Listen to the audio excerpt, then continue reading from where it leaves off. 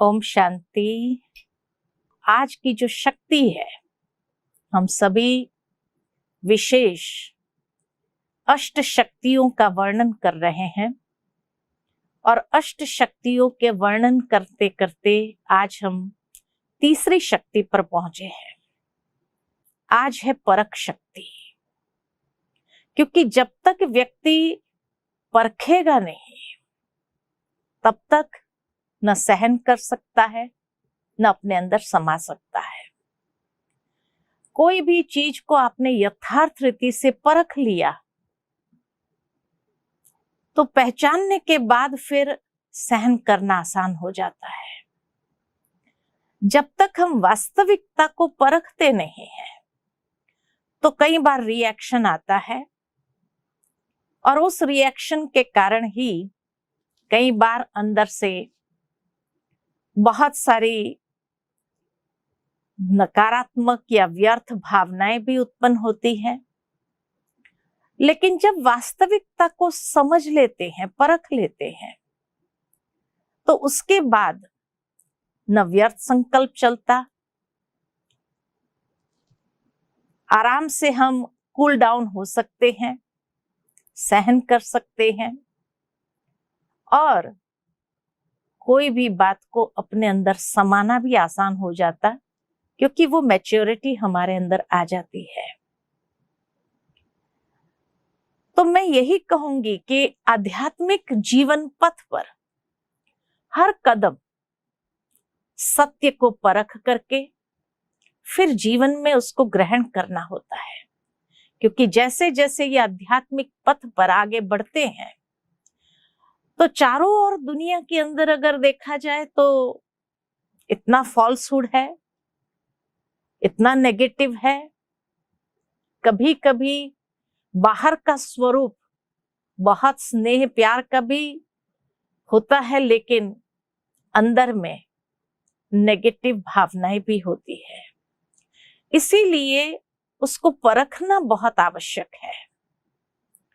परखने की शक्ति अगर होगी तो मैं समझती हूं कि जो बाकी की 7 शक्तियां हैं उसको सहज इनकलकेट कर सकते हैं। लेकिन अगर कोई भी चीज को हमने परखा ही नहीं तो क्या होगा? बाकी शक्तियां भी हमारे जीवन के अंदर नहीं आ सकती है।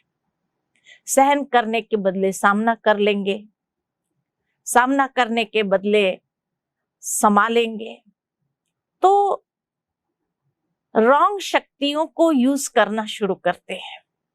इसीलिए दुनिया के अंदर तो मनुष्य कदम कदम पर धोखा खाता ही रहता है। तब कहा कि आध्यात्मिक जीवन के अंदर भी हमें हर कदम में, हर सिचुएशन में, हर व्यक्ति के साथ डील करते हुए परखना बहुत आवश्यक है। और राजयोग से हमारे जीवन में सारी शक्तियां विकसित होती है। परखने की शक्ति का कार्य भी तब होता है जब हमें 2 बातों में चॉइस करना होता है। कोई भी सिचुएशन आई तो नेचुरल है, चॉइस करनी पड़ती है, ये करे ये करे, ऐसा करे वैसा करे। तो जहां चॉइस करना पड़ता है वहां परखना पड़ता है। क्योंकि ये भी हम जानते हैं कि आज के युग है एडवर्टीजमेंट का युग, और एडवर्टीजमेंट के युग में क्या होता है, नकली सामान को भी इतना ज्यादा एडवर्टाइजमेंट करते हैं कि लोग उस धोखे में आ जाते हैं और उसी को सही समझने लगते कि ये बहुत अच्छा सामान है, खरीद लेते हैं, आ जाता है, उसके बाद क्या कहते हैं, अरे बेकार निकला। क्यों? क्योंकि हमने परखा ही नहीं कि भाई आज ये एडवर्टीजमेंट के युग के अंदर तो बहुत सारी चीजें इतना हाईलाइट कर लेते हैं, इतना एक्स्ट्रा ऑर्डिनरी उसकी विशेषताएं बता देते हैं, और उसके बाद जो है अंदर से जो निकलता है वो ऐसी चीज होती है, या कभी कभी तो कुरियर से आते आते भी सारा टूट फूट जाता है तो कहते हैं हमने समझा था इसको स्ट्रांग होगा, अंदर से क्या निकला। तो असली और नकली को परखना बहुत जरूरी है। दुनिया में भी कहा जाता है कि हाथी के दांत चबाने के अलग, दिखाने के अलग होते हैं। तो आज दुनिया ऐसी हो गई है। तो हर समय मनुष्य को भी परखना होता है। नहीं तो जैसे लोग कहते हैं कि अरे हम इसके साथ कांटेक्ट में आए, उसने इतनी मीठी मीठी बातें किया और बाद में हमें बहुत बड़ा धोखा दे दिया। हमें क्या पता कि ऐसा व्यक्ति भी होगा। अरे आज दुनिया ही जब नकली है, दुनिया में ही हर चीज झूठ है, तो इसीलिए मनुष्य को परखना बहुत आवश्यक हो गया है। आज मनुष्य अंदर से कुछ, बाहर से कुछ होता है। बाहर से बहुत मीठी बातें करेगा, सहयोग देगा, स्नेह दिखाएगा, लेकिन उसके बाद देखा जाता कि काफी उसके अंदर की भावनाएं नेगेटिव, गलत होती है और उसी में व्यक्ति फंस जाता है। इसीलिए बाबा ने हमेशा, परमात्मा ने हमेशा हमें यही सिखाया है कि बच्चे, जितना आप इस दुनिया के अंदर वास्तविकता को परखेंगे नहीं, राइट चॉइस नहीं करेंगे, तब तक हर कदम कदम पर धोखा मिलता ही रहेगा और अनेक प्रकार के माया की जाल में फंसते जाएंगे। तो वास्तव में हमें कहां कहां परखना होता है? तो मुख्य रूप से अगर देखा जाए तो 4 बातों को परखना होता है। सबसे पहले स्वयं को परखना है। आप सोचेंगे हम अपने आप को तो जानते ही है ना, फिर स्वयं को क्या परखना होता है? लेकिन कलयुग की दुनिया के अंदर, जैसे कहा, ये झूठ की दुनिया है, तो आज मनुष्य भी स्वयं को नहीं जानता है। सबसे पहला झूठ या धोखा कि परमात्मा कहते हैं तुम आत्मा हो और मनुष्य ने समझ लिया हम शरीर है, हम फलाना है, हम फलाना है, हम फलाना है। और यही सबसे बड़ा धोखा है। परमात्मा हमेशा हम बच्चों को कहते हैं कि बच्चे, तुम ये देह नहीं हो, तुम एक आत्मा हो। मनुष्य जब भी अपने आप को देह समझ लेता है तो क्या होता है? अनेक प्रकार की कर्मेंद्रिय की अधीनता आ जाती है और वहां अनेक प्रकार से धोखा खाता है, क्योंकि कई कर्म विकर्म भी हो जाते हैं। कर्मेंद्रिय के वश कर्म करने लगे तो विकर्म भी हो जाता है। जैसा करना नहीं चाहते हैं वैसा हो जाता है। तो इसीलिए कहा कि कई कर्म विकर्म हो जाता है। कई कर्म करना नहीं चाहते थे लेकिन हो जाता है। कई बार हम कहते हैं कि क्या करें, मैं बोलना नहीं चाहती थी लेकिन मुख से निकल गया। परमात्मा हमेशा हमें महावाक्य के अंदर ये बताते हैं कि बच्चे, ये आंखें बहुत धोखा देती है और आंखें इतना धोखा देती है, तो ऐसे जब कर्मेंद्रिय की अधीनता में आ जाते हैं, परवश हो जाते हैं, तो बार बार ये कर्मेंद्रियां ऐसे कर्म करने के लिए मजबूर करती है जो हमें नीचे गिराती जाती है। और फिर व्यक्ति अपने जीवन के अंदर अपने ही कर्मों के पश्चाताप में आ जाता है। तो इसका मतलब जो हमारी वास्तविकता है हमने उसको पहचाना ही नहीं है। इसीलिए जब अपनी वास्तविकता को पहचान लेते हैं कि हम ही आदि में वो श्रेष्ठ देवात्मा थे और हमें फिर से वही बनना है, जो कहा नर ऐसी करनी करे जो नर नारायण बने, नारी ऐसी करनी करे जो श्री लक्ष्मी बने। तो हमें वही बनना है, ये हमारा लक्ष्य है और उसी के लिए परमात्मा हमें श्रेष्ठ स्वमान में स्थित होकर के अपने कर्मेंद्रिय के ऊपर अधिकार प्राप्त करना सिखाता है।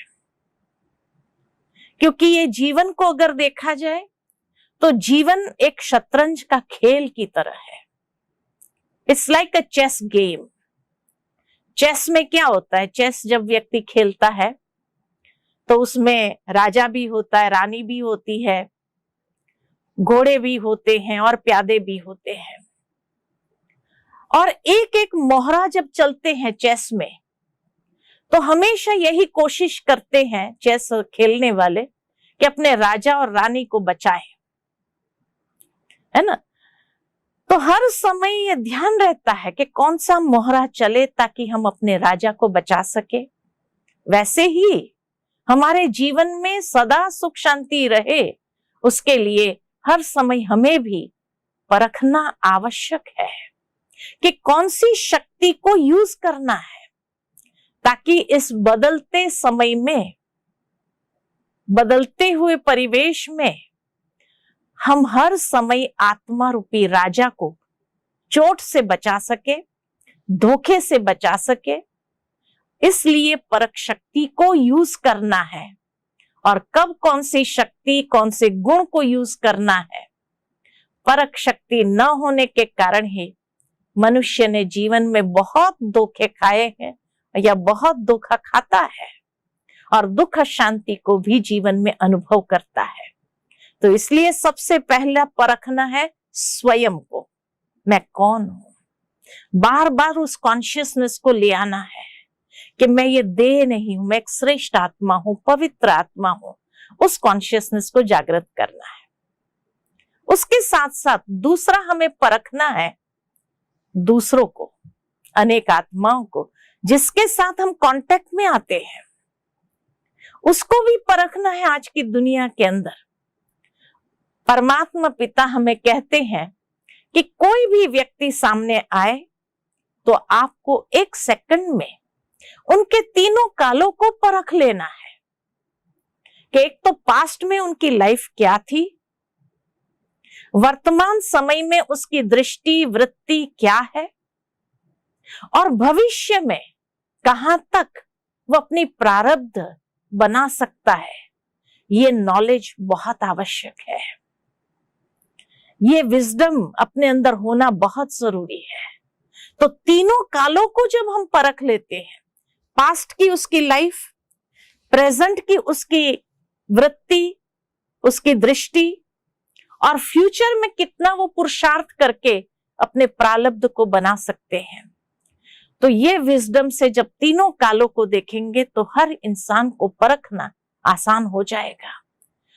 वर्तमान समय आने वाले में अगर यह गुण नहीं होगा तो क्या होगा, धोखे में आ जाएंगे। कई ऐसी आत्माएं भी आपके सामने आएगी जो अंदर एक बाहर दूसरा होगा। परीक्षा लेने आएंगी कि आप कितना इस नॉलेज को ग्रहण कर चुके हैं। कई बार हमारे परिवार के सदस्य ही हमारी परीक्षा लेते हैं, और फिर जब हमें इरिटेट करते हैं, गुस्सा आ जाता है, तो क्या कहते हैं, हम तो टेस्ट ले रहे थे कि आपको गुस्सा आता है कि नहीं, आप स्पिरिचुअल पाथ पर है, और कितना आपने स्पिरिचुअलिटी को इनकलकेट किया है, कितना आप शांति में रह सकते, हम तो टेस्ट ले रहे थे। कहते हैं कि नहीं कहते हैं। तो आज की दुनिया के अंदर परीक्षा के लिए भी आएगी, तो कई रंग रूप से, आर्टिफिशियल रूप से भी हमें परखने के लिए आएगी कि हमने अपने स्पिरिचुअलिटी को कितना एब्जॉर्ब किया है। इसलिए यह ध्यान रखना है कि ये आत्मा किस लिए आई है, उसकी वृत्ति क्या है। और इसीलिए परमात्मा कहते ऐसी आत्माओं के संग दोष से अपने आप को बचाना है। कई बार जैसे दुनिया में भी कहते हैं, कई लोग स्पिरिचुअलिटी का चोला पहन लेते हैं, लेकिन वो गलत मेंटालिटी के आधार से आए होते हैं। तो इसलिए परमात्मा कहते हैं इसमें बहुत क्लियर बुद्धि चाहिए। जितनी क्लियर बुद्धि होगी तो हर एक के वाइब्रेशन को आप कैच कर सकेंगे। आज के इंसान को परखने के लिए उसका वाइब्रेशन बहुत जरूरी है। देखो आज दुनिया के अंदर प्राणी जानवर भी ऐसे ही किसी व्यक्ति को नुकसान नहीं पहुंचाता है। एक डॉग ऐसे ही बार्क नहीं करता है। जहां से उसको जिस व्यक्ति से भी गलत वाइब्रेशन आता है तो वो भी वाइब्रेशन कैच करते हैं और फिर अपना स्वरूप दिखाते हैं। ठीक इसी तरह हम इंसानों को भी अब उस लेवल पर जाना है, उस सटल लेवल पर जाना है, ताकि हम हर एक के वाइब्रेशंस को कैच कर सके। इतनी क्लियर इंटेलेक्ट हमारी होनी चाहिए। परमात्मा हमें यही कहते हैं कि ऐसी क्लियर इंटेलेक्ट हो जो आप हर एक के वाइब्रेशन को कैच करके और परख सके कि यह किस एम से हमारे पास आए हैं। कोई अच्छे लक्ष्य से आया है या कोई और लक्ष्य है, इसलिए अब शक्ति रूप की आवश्यकता है। परमात्मा कहते हैं कि जैसे अंतिम नारा भारत माता शक्ति अवतार का गाया हुआ है, अंत में देवियां जो प्रत्यक्ष हुई सारे अष्टभुजाओं सहित और हर अलंकारों साथ, तो ये हमारा ही यादगार है। तो इसीलिए अंतिम नारा है भारत माता शक्ति अवतार। गोपी रूप का गायन नहीं है। गोपी रूप इनिशियली था, जब यज्ञ की एस्टैब्लिशमेंट हुई तब गोपी स्वरूप था। सबके साथ प्यार से हमें बिहेव करना था, सबके साथ प्यार से हमें व्यवहार करना था। लेकिन जैसे जैसे समय बदलता जा रहा है उसके हिसाब से हमें वाइब्रेशंस को कैच करते हुए शक्ति स्वरूप बनना है, और शक्ति स्वरूप होकर के ही हमें हर एक के साथ कांटेक्ट में आना है। तो इसीलिए कहा यह अंतिम नारा है। कोई गोपी रूप का गायन नहीं है कि गोपी माता थोड़ी कहते हैं, नहीं, शक्ति अवतार, भारत माता शक्ति अवतार। तो इसलिए अन्य आत्माएं किस लक्ष्य से हमारे सामने आती है, हमारे संपर्क में आती है, संबंध में आना चाहती है, उसको भी हमें परखना है। तीसरी बात जो परखने की है और वह है कि हमें माया को भी परखना है। आज बाबा कहते हैं कि माया को भी परखने की शक्ति हमारे पास होनी चाहिए। माया भी देखती है कि इस समय ये कमजोर है। अनेक प्रकार की कमजोरियां, वीकनेसेस हमारी लाइफ में आ गई है, और इसीलिए माया भी जब देखती है कमजोर हो गया है तो इस प्रकार की कमजोरी द्वारा उसको अपना बना सकते हैं। आपकी कमजोरी भिन्न भिन्न माया के रूप बन जाते हैं। माया का आने का रास्ता ही है हमारी कमजोरी। इसलिए परमात्मा हमें कहते हैं बच्चे अपनी कमजोरी को चेक करो और उस कमजोरी को इग्नोर नहीं करो, निग्लेक्ट नहीं करो कि हाँ ठीक हो जाएगा, क्योंकि धीरे धीरे वही कमजोरी जो माया का आने का रास्ता बन जाती है, लास्ट में इतनी मैग्निफाइड रूप में आपके सामने आएगी। वही कमजोरी जो आप कहेंगे मैंने तो सोचा ही नहीं था कि मेरी ये कमजोरी इतनी बड़ी हो जाएगी और मुझे ही धोखा दे देंगी। तो माया आती सबके पास है, लेकिन कोई घबराता है, कोई पहचान लेता है। जो पहचान लेता है, उसको परख लेता है, वो संभल जाता है। और उसमें भी खास करके जो मर्यादा की लकीर में रहने वाले हैं। इसलिए परमात्मा हमेशा हमें कहते हैं लक्ष्मण रेखा को याद रखो। इस आध्यात्मिक जीवन में भी हमें परमात्मा ने एक मर्यादा की रेखा खींच करके दिया है। कुछ डिवाइन कोड्स एंड कंडक्ट्स हमें दिए हैं जिसको हमें फॉलो करना होता है। तो मर्यादा के अंदर रहने वाले माया को दूर से ही पहचान लेते हैं। पहचानने में अगर देरी कर दी व गलती कर दी तो माया से घबरा जाते हैं। और जैसे यादगार दिखाते हैं ना, रामायण के अंदर क्या यादगार दिखाया है कि सीता ने माया के स्वरूप को नहीं पहचाना तो कहां पहुंच गई? शोक वाटिका में, रावण के शोक वाटिका में पहुंच गई। देखो, खाली एक बार उसने धोखा खाया ऐसा नहीं।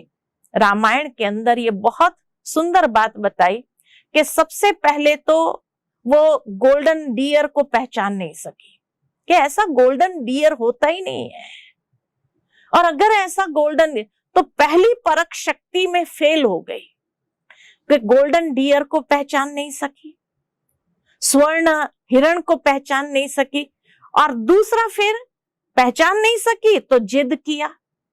श्री राम को कहा मेरे को ला करके दो, मुझे चाहिए। इच्छा जागृत हो गई, इच्छा जागृत हो गई, आसक्त हो गई, और इसीलिए आसक्त हो गई तो जिद किया। श्री राम ने समझाया ये माया भी हो सकती है, तुम इसमें नहीं जाओ, हम जंगल में हैं, चारों तरफ माया, असुर लोग हैं जो भिन्न भिन्न माया का स्वरूप धारण करते। तभी भी उसने जिद किया कि नहीं, आई वॉन्ट इट, मुझे चाहिए। अच्छा, तो श्री राम गए उसकी इच्छा को पूरी करने के लिए। तो फिर वो गोल्डन डियर ने श्री राम का आवाज निकल करके कहा, लक्ष्मण बचाओ बचाओ। उस आवाज को भी पहचान नहीं सकी कि ये श्री राम का आवाज नहीं है। श्री राम कमजोर नहीं है, वो कभी किसी को हेल्प के लिए बुलाएंगे नहीं। तो दूसरा भी परखने की शक्ति में फेल हो गई कि श्री राम के आवाज को नहीं पहचान सकी, और इसीलिए फिर लक्ष्मण को जाने के लिए फोर्स किया, वहां भी जिद किया।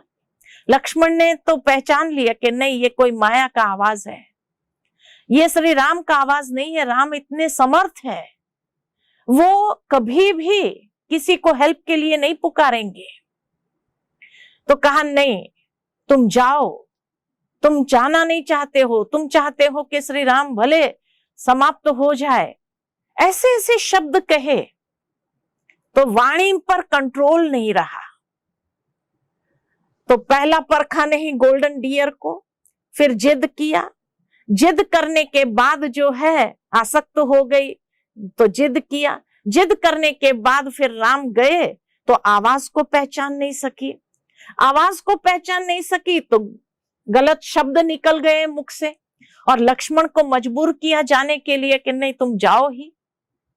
तो लक्ष्मण मर्यादा की लकीर खींच के गया, लक्ष्मण रेखा खींच के गया कि माता इससे बाहर नहीं निकलना, नहीं तो बहुत असुर यहाँ घूम रहे हैं, कोई भी आपको धोखा दे देगा, तो इसीलिए अंदर ही रहना।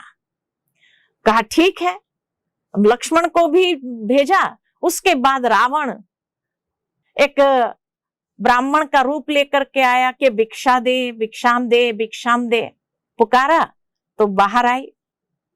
रावण ने कोशिश किया, देखा कि भाई ये तो लक्ष्मण रेखा है, बहुत पावरफुल रेखा है, इसके अंदर जाऊंगा तो जल जाऊंगा। तो इसीलिए जब वहां सीता जी ने सोचा कोई बात नहीं, तो ब्राह्मण को भी पहचाना नहीं। थर्ड मिस्टेक, परखने की शक्ति देखो कितनी आवश्यक है। जब उस ब्राह्मण को भी नहीं पहचाना कि ये ब्राह्मण नहीं है, ये रावण है, तो रावण ने क्या कहा कि भाई मैं तो नहीं आ सकता हूं अंदर क्योंकि ये लक्ष्मण रेखा है, तुम अगर बाहर आकर के मुझे भिक्षा दे दो।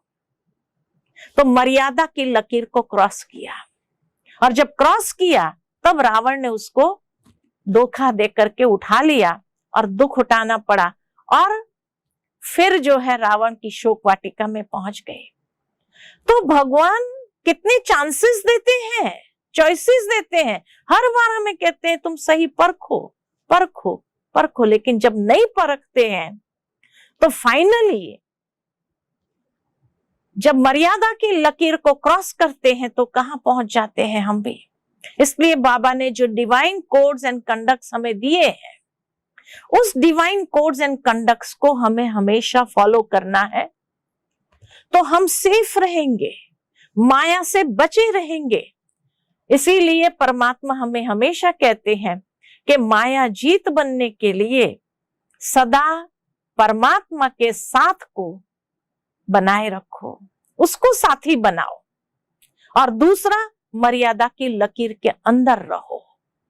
माया के तूफान आते ही हैं हमारे निश्चय को पक्का करने के लिए। लेकिन अगर हमारा निश्चय पक्का नहीं है परमात्मा में, तो माया क्या करती है, उस निश्चय के फाउंडेशन को उखाड़ने के प्रयास करती है, कोशिश करती है। लेकिन रिजल्ट में उखाड़ती कम है, हिलाती जरूर है, फाउंडेशन को हिला देती है माया। इसीलिए कई लोग विचलित हो जाते हैं और इसीलिए माया को पहचानते नहीं है। फाउंडेशन हिल जाता है तो समय पर वही हिला हुआ फाउंडेशन हमें गिराने के निमित्त बन जाता है।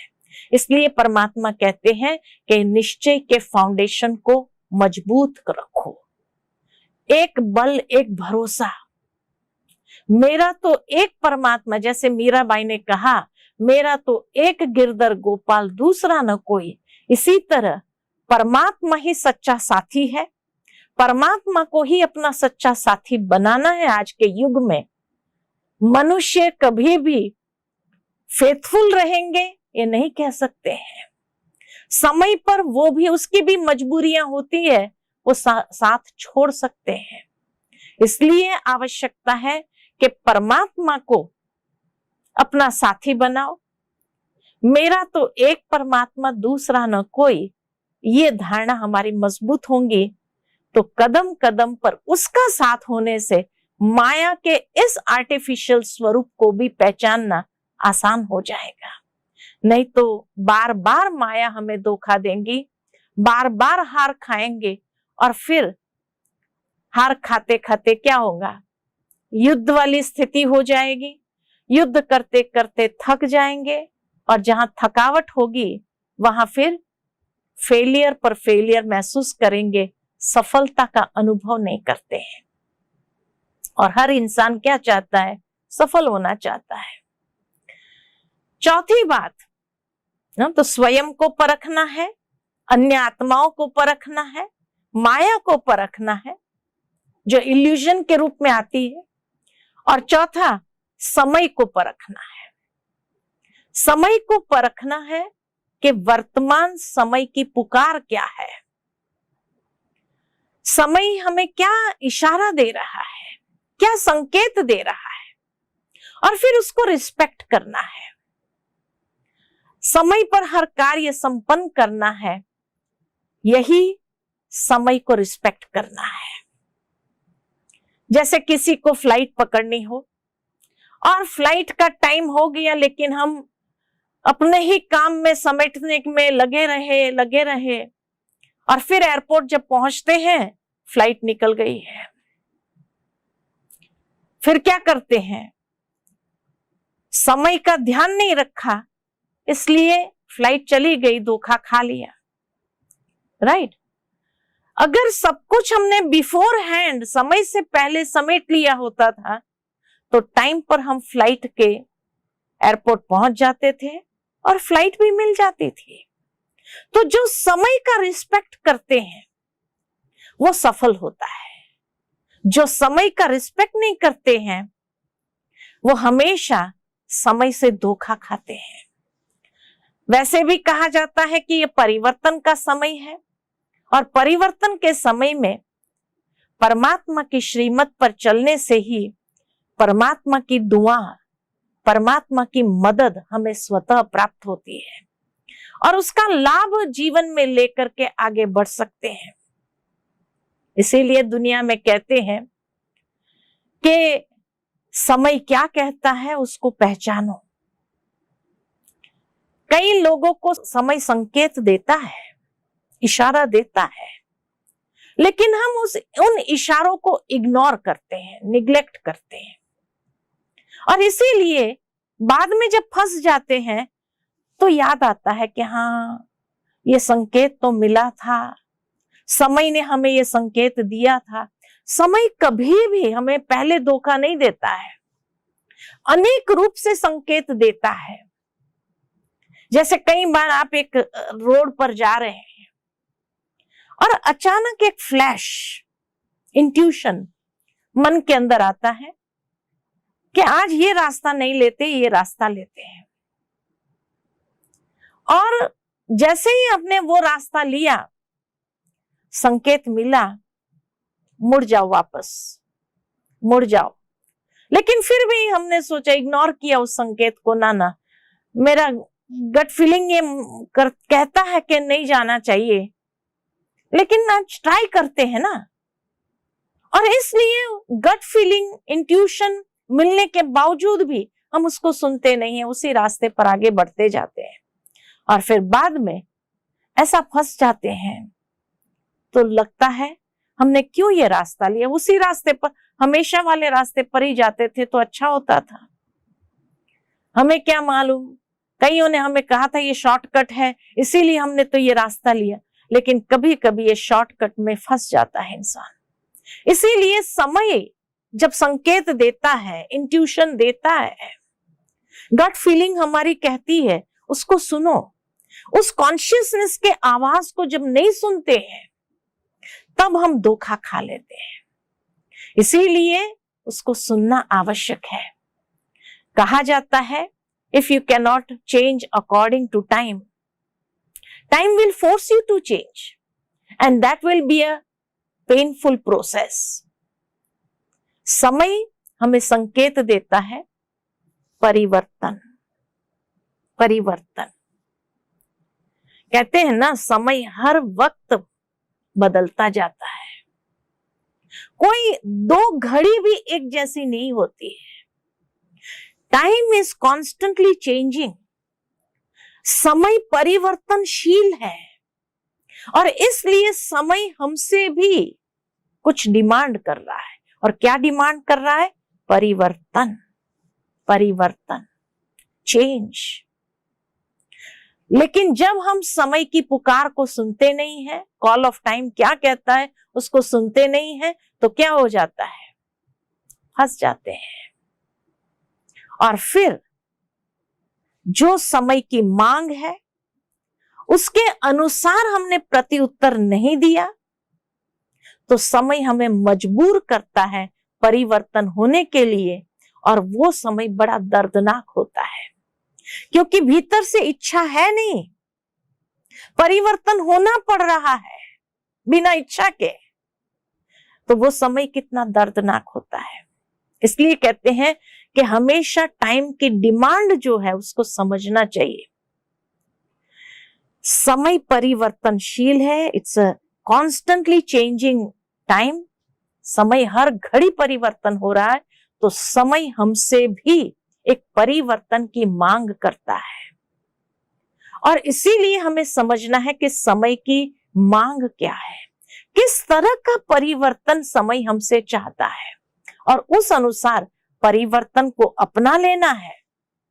यह भी देखा गया है कि दिन प्रतिदिन समय नाजुक होता जा रहा है। We are going through delicate changing times. और जब समय नाजुक होता जा रहा है, ऐसे समय में हम भी अपनी ही वीकनेसेस के शिकार बन जाए और भीतर से नाजुक हो जाए, तो उस नाजुक समय में कैसे चल पाएंगे? इसीलिए हमें भीतर से शक्तिशाली बनना है।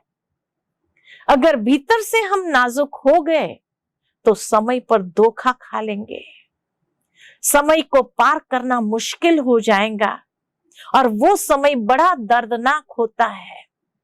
इसलिए कहा कि समय हमसे समय प्रति समय एक प्रति उत्तर की मांग करती है, एक रिस्पॉन्स डिमांड करती है, और हमने अगर उसके अनुकूल रिस्पॉन्स दे दिया तो समय हमें आगे बढ़ा देता है।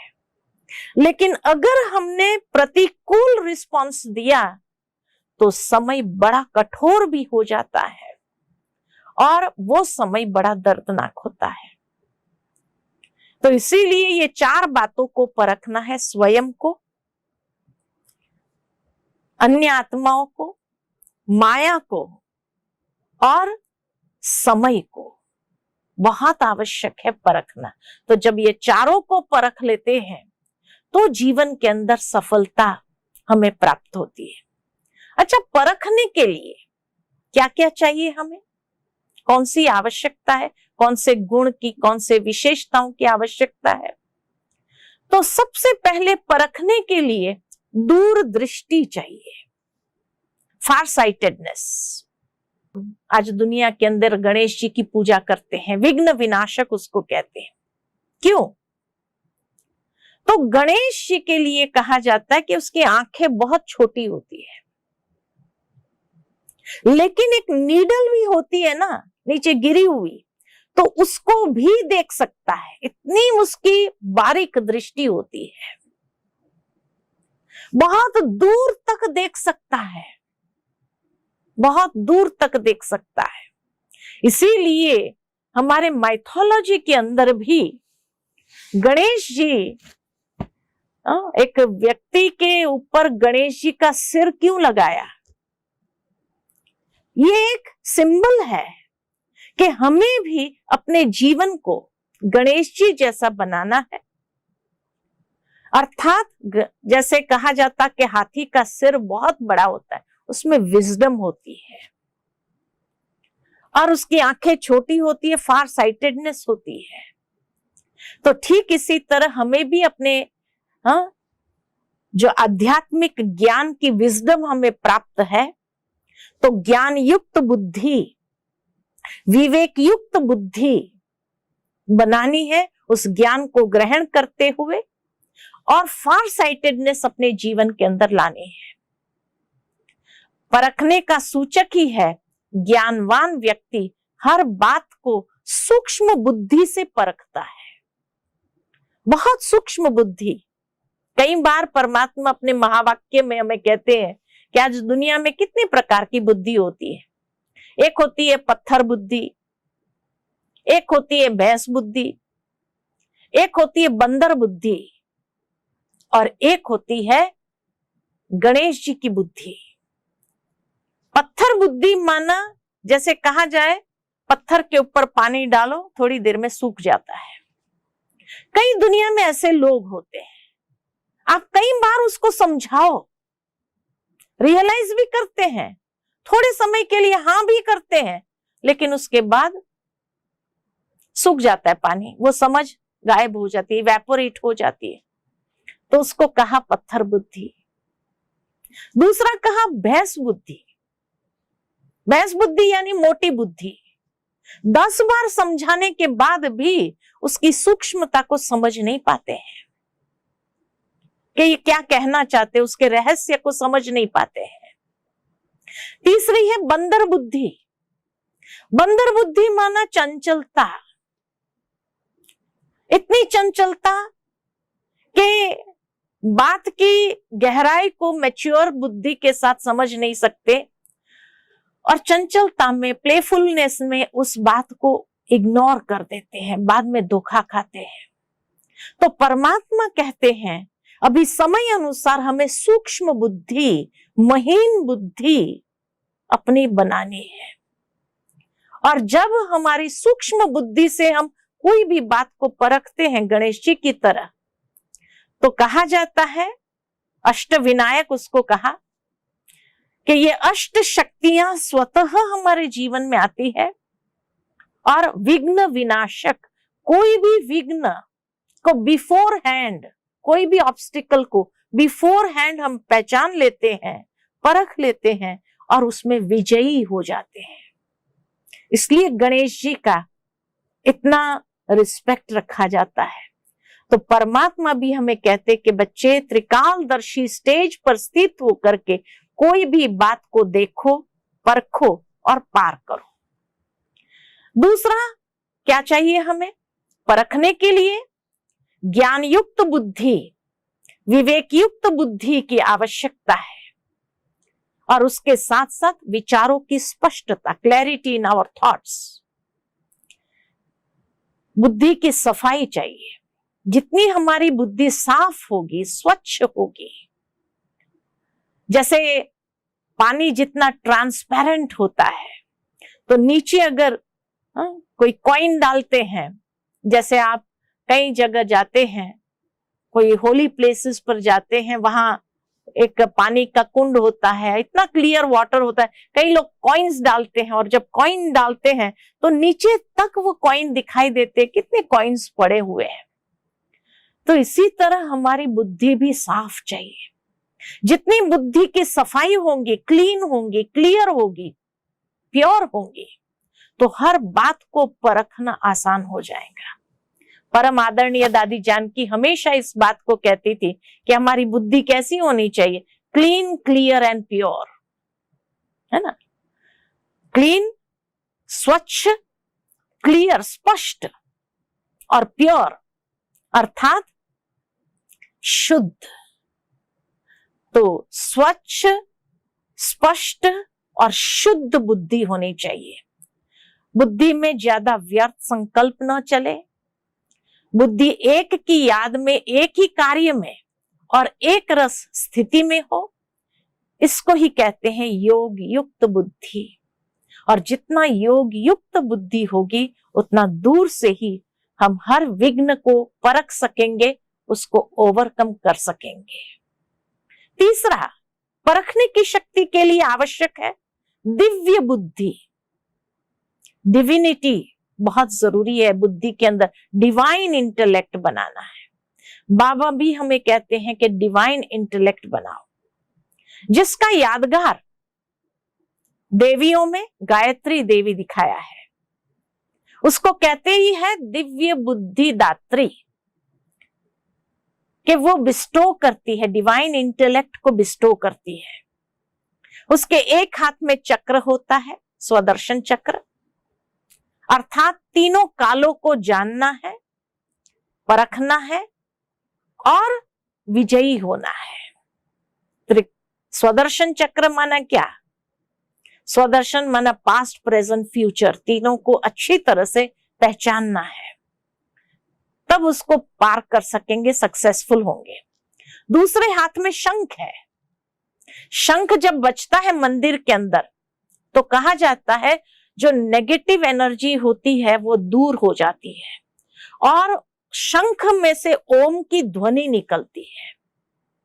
ओम की ध्वनि माना पॉजिटिव एनर्जी रिलीज होती है।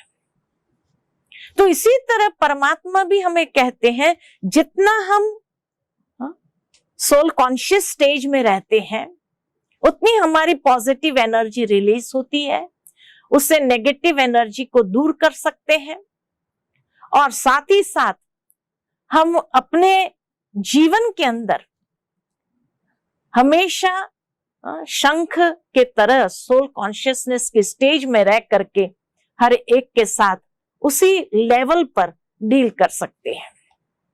फिर कहा जाता है कि उसके तीसरे हाथ में ज्ञान का पुस्तक है। इसीलिए गायत्री मंत्र मशहूर है, गायत्री देवी का गायत्री मंत्र। और कहा जाता है कि ये गायत्री मंत्र जब कोई उच्चारण करता है, तो कोई भी प्रकार के जो ऐसी अनहोनी होती है, किसी को डर लगता है, भय लगता है, तो वो भय उसका समाप्त हो जाता है।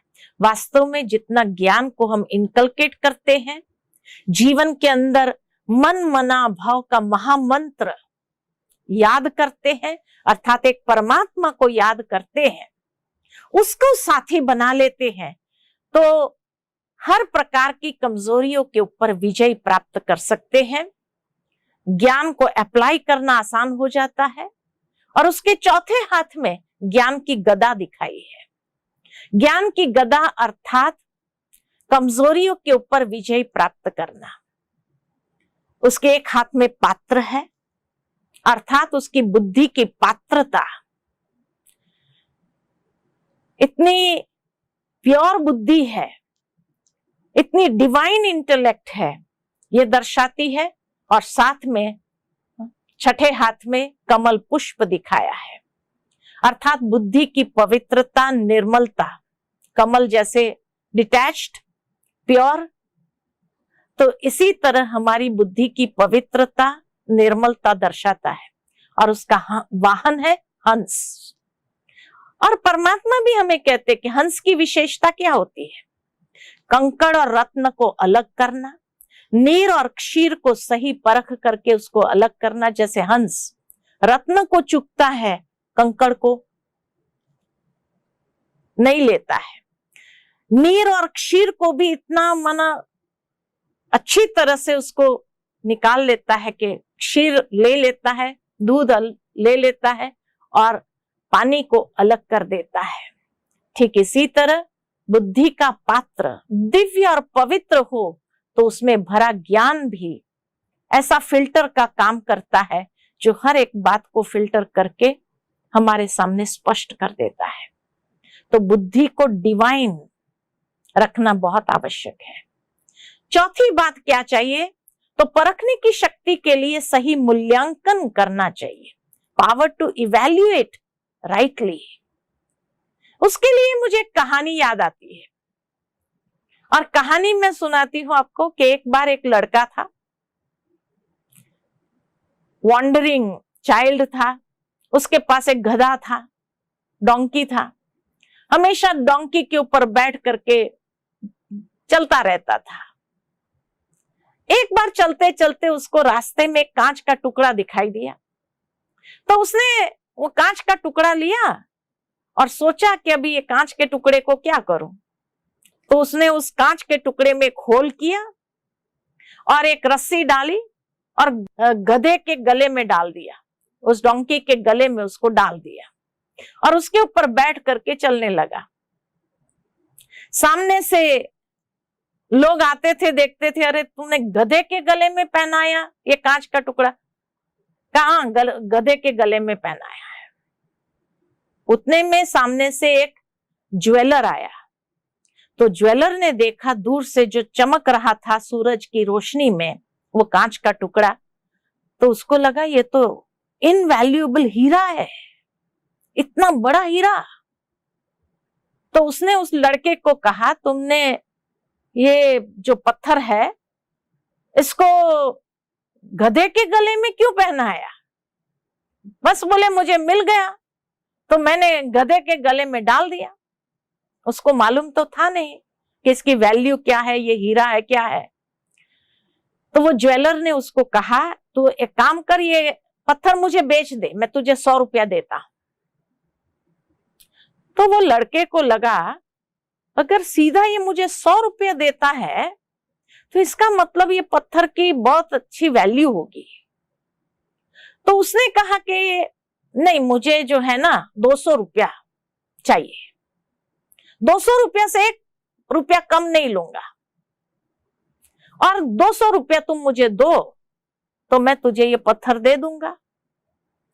वो ज्वेलर को लगा ये पागल लड़का है, उसको वैल्यू तो मालूम नहीं है कि ये हीरा है, और अगर मैं थोड़ा उसको प्रेशर करूंगा तो धीरे धीरे ये 100 रुपये में मान जाएगा। इसीलिए उसने जो है उसको कहा नहीं 100 रुपया दूंगा, उससे ज्यादा नहीं दूंगा। तो लड़के ने कहा फिर तो मुझे नहीं देना है, ये कांच का टुकड़ा मेरे गधे के गले में बहुत अच्छा लग रहा है। चलता रहा। वो ज्वेलर को लगा थोड़ी देर के बाद उसको फिर मनाने जाऊंगा और वो शायद मान जाए। अब वो चलते चलते जो ढाबा होता है इंडिया में, जैसे रोड पर एक रेस्टोरेंट जैसा, तो वो ढाबे पर आया थोड़ा खाना खाने के लिए। वहां एक दूसरा ज्वेलर बैठा था, उसने देखा कि अरे गधे के गले में इतना कीमती हीरा डाला है इसने। तो उसने उस लड़के को कहा कि ये गधे के गले में जो तूने डाला है ना, मेरे को दे दो।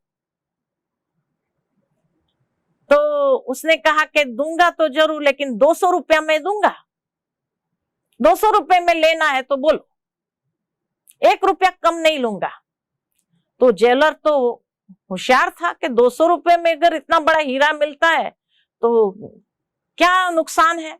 उसने तुरंत 200 रुपया उसको निकाल करके दे दिया और वो हीरा उससे लेकर के चला गया। अब वो खाना खा ही रहा था कि वो पहले वाला ज्वेलर उसके पीछे पीछे दौड़ता दौड़ता आया कि कहीं ये दूसरे किसी को न दे देवे, और इसीलिए आया। अच्छा ठीक है, चलो 200 रुपया देता हूं तेरे को, लाओ वो कांच का टुकड़ा। तो लड़का कहता है कि वो तो मैंने बेच दिया, अभी एक ज्वेलर यहाँ कोई भाई बैठा था, उसने मुझे 200 रुपया दिया और लेके गया। तो वो पहला वाला ज्वेलर कहता, अरे मूर्ख, तो ये इतना कीमती हीरा खाली 200 रुपया में बेच दिया। तेरे जैसा पागल कोई नहीं है। तो लड़का मुस्कुराता है और कहता है, मूर्ख मैं नहीं हूं, मूर्ख आप है। कहा, मुझे तो पता ही नहीं था उसकी वैल्यू क्या है, और इसीलिए मैंने तो 200 रुपया में भी बेच दिया, लेकिन तुझे तो वैल्यू पता थी, उसके बाद भी तूने जाने दिया, तूने नहीं, उसके 200 रुपया नहीं दे करके तुमने मिस कर दिया, तो मूर्ख मैं हूं या तुम है? तो इसीलिए कहा, परखने की शक्ति के लिए पावर टू इवैल्यूएट राइटली, समय पर सही इवैल्यूएशन करना बहुत जरूरी है, मूल्यांकन करना बहुत आवश्यक है। तभी हम जीवन के अंदर खुशी, सुख, आनंद का अनुभव कर सकते हैं। और पांचवी बात, परखने की शक्ति के लिए चाहिए बुद्धि की शक्ति का सही प्रयोग।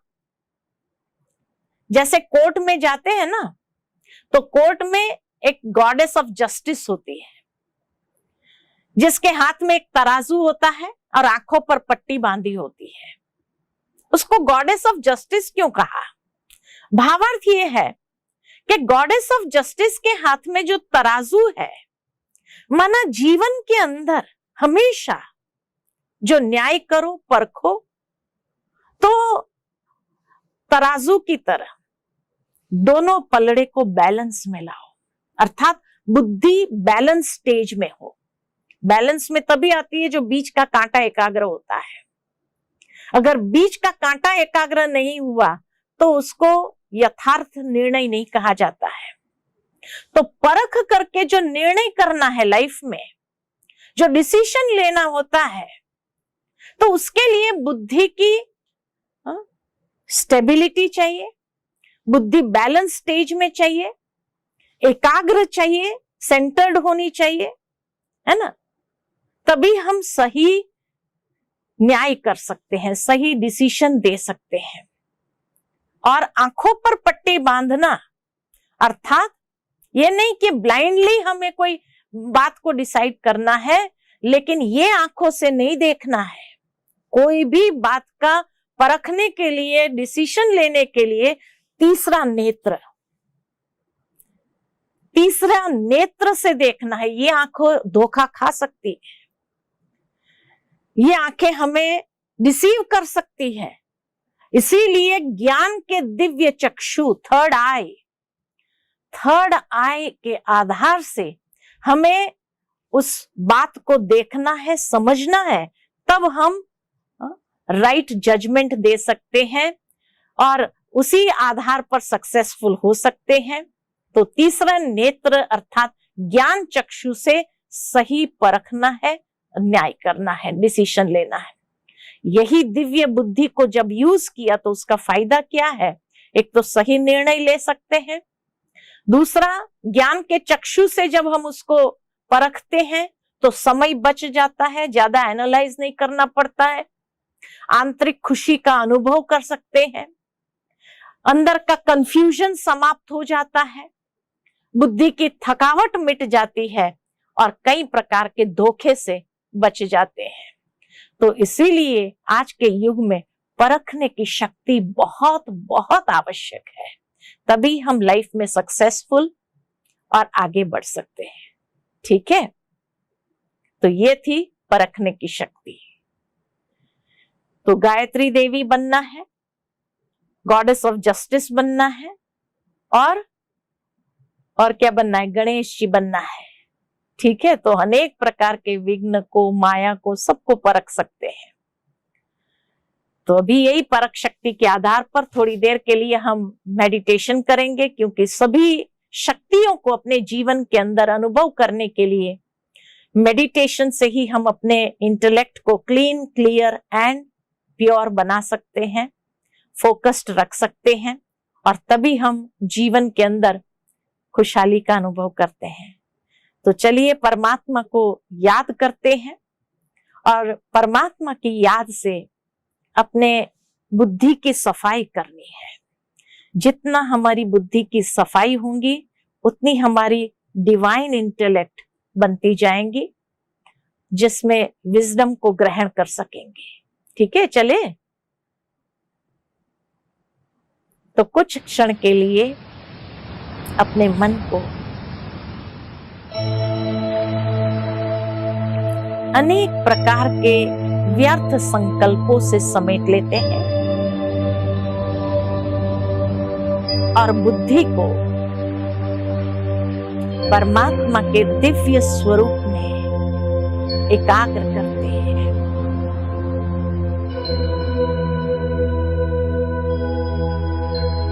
महसूस करें जैसे मैं आत्मा प्रकाश पुंज हूं, वैसे मेरे पिता परमात्मा भी अनंत प्रकाशमान दिव्य तेजोमय स्वरूप है।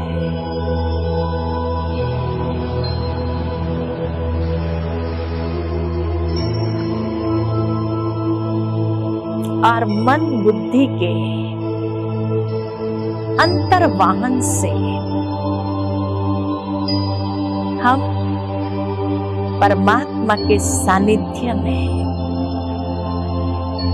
स्वयं को देख रहे हैं।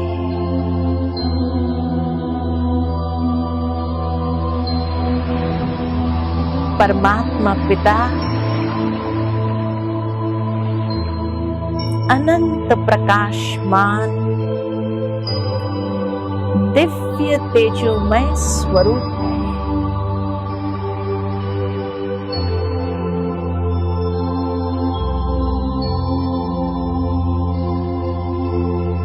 परमात्मा की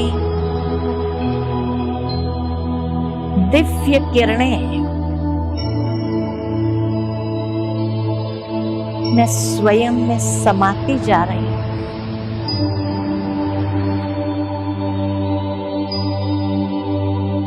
और मेरी बुद्धि स्वच्छ होती जा रही है।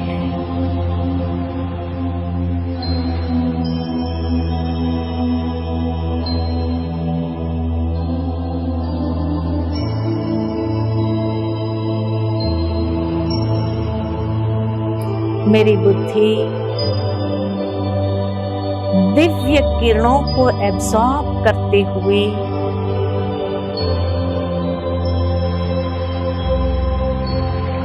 दिव्य बनती जा रही है।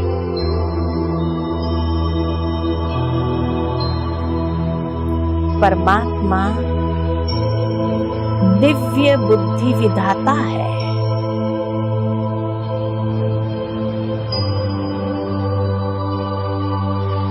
वो मेरी बुद्धि को दिव्य बना रहे हैं। अनेक प्रकार की, अनेक जन्मों की कमजोरियां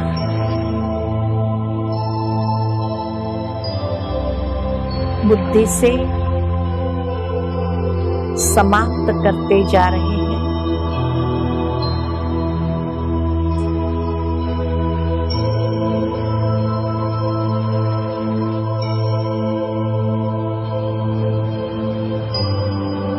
और धीरे धीरे मैं आत्मा होली हंस की तरह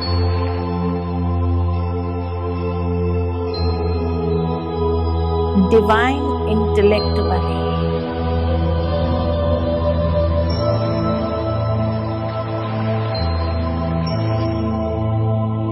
जिस डिवाइन इंटेलेक्ट से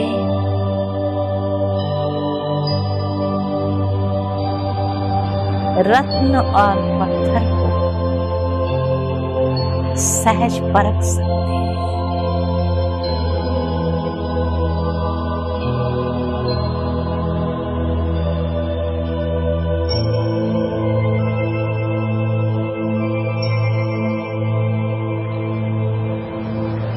इस डिवाइन इंटेलेक्ट से तीनों कालों को देख सकते हैं। धीरे धीरे दूरदृष्टि हमारी डेवलप हो रही है।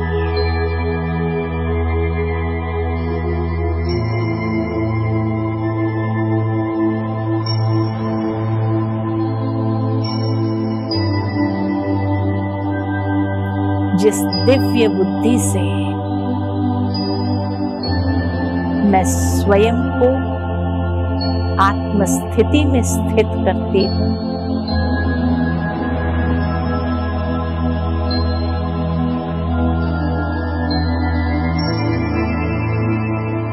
जिससे माया को परखना, समय को परखना और अनेक आत्माओं को परखना आसान हो जाता है।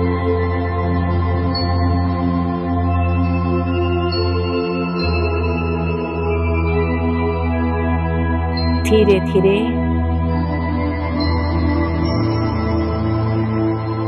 इस दिव्य बुद्धि के वरदान से मैं वापस इस पंच तत्व की दुनिया की ओर शरीर में भ्रुकुटी के मध्य में विराजमान होती हूँ। ओम शांति।